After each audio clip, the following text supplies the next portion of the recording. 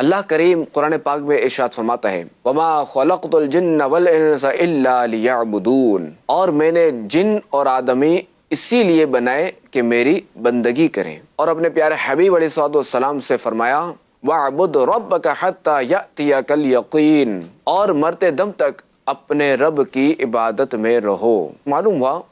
کہ انسان کے دنیا میں آنے کا مقصد اللہ کریم کی عبادت کرنا ہے، اور یہ بھی معلوم ہوا کہ بندہ خواہ کتنا ہی بڑا ولی بن جائے وہ عبادات سے بے نیاز نہیں ہو سکتا۔ اور خوش نصیب ہے وہ لوگ جو اپنے دنیا میں آنے کے مقصد کو پیش نظر رکھتے ہوئے اپنی زندگی شریعت و سنت کے مطابق عبادت و ریاضت میں گزارتے ہیں۔ ایسے ہی مقرب اور برگزیدہ بندوں کی شان بیان کرتے ہوئے اللہ کریم نے قرآن پاک میں ارشاد فرمایا الا ان اولیاء اللہ لا خوف علیہم ولا هم یحزنون، سن لو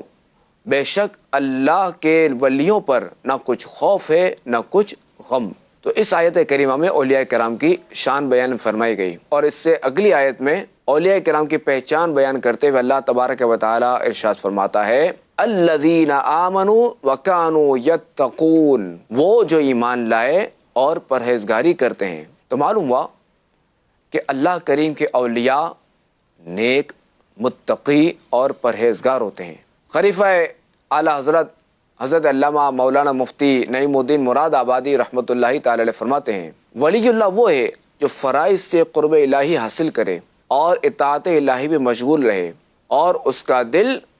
نور جلال الہی کی معرفت میں مستغرق ہو، جب دیکھے دلائل قدرت الہی کو دیکھے، اور جب سنے اللہ کی آیتیں ہی سنے، اور جب بولے تو اپنے رب کی پاکی ہی بیان کرے، اور جب حرکت کرے طاعت الہی میں حرکت کرے، اور جب کوشش کرے اسی امر میں کوشش کرے جو ذریعہ قرب الہی ہو،